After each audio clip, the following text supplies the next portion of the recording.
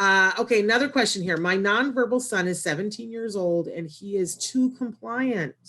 For example, he will not fix a drink without coming to me and gesturing, can I have? So and I think she's written here some more, but what do you suggest for her so that he become more autonomous? I would say that it's not that he's too compliant. He's just found one way to do it, and this is what he does. That's And it works. Yeah, and it works, and you're really reliable. Mom and dad are, like it's amazing. If I go to parents and ask them for something, they always give it to me. So, or some other version. So it works, and we're going to do it that way. So I would say it's not so much the compliance, but, it's more of that ASD part of where, you find a routine, it works, you do it, you get, and you're reinforced for it and it works. But what you really want to work on is you want to work on some just like independence, probably, because in some ways it is a prompt dependent behavior.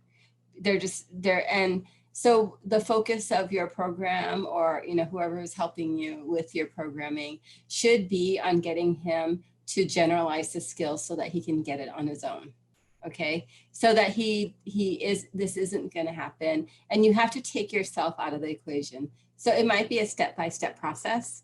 It might be where you're going to transfer you're the stimulus to get because he's coming to you for this situation. You might have to transfer it to, if he reads a note card that just says, a drink, and I'll go to the drink, and that means I go straight to the refrigerator. Mm-hmm.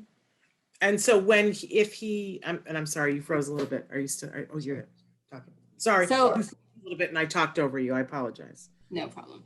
But there's a method of transferring it from you to an object. And it might be that you're gonna put the drink out to a more convenient place so that when he comes to you, you might just have to look at it, and then he just grabs it himself, and then he's actually reinforced. And then you slowly move the drink back to the original origin of where it's located. There's many different ways to do it, but it's basically you're transferring the control so that eventually he goes on his own. But just a warning, when that starts happening, you might have other behaviors come up, which is he might be at somebody else's house and just get up and go and grab that drink instead of coming to you. So then that means there's just other skills that you have to teach him. Yeah. You're at home, it's not a problem, just go on your own. But maybe if he's somewhere else, that he still needs to keep that behavior of asking, or manding for that drink. A lot of times we see this with toileting. At home, the kids can go, anytime they want.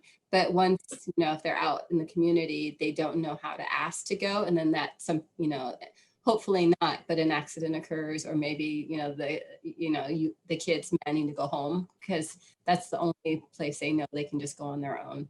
So there's just a lot of other skills that you have to teach them when you start teaching them to be more independent and to be able to access items on their own. But I think that that's something great that you've noticed, and you should continue.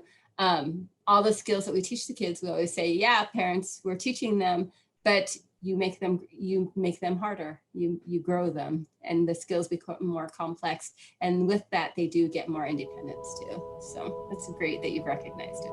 Wonderful.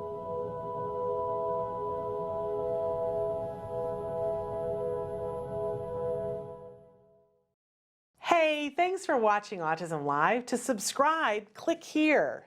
And if you'd like to check out some more of our videos, click here.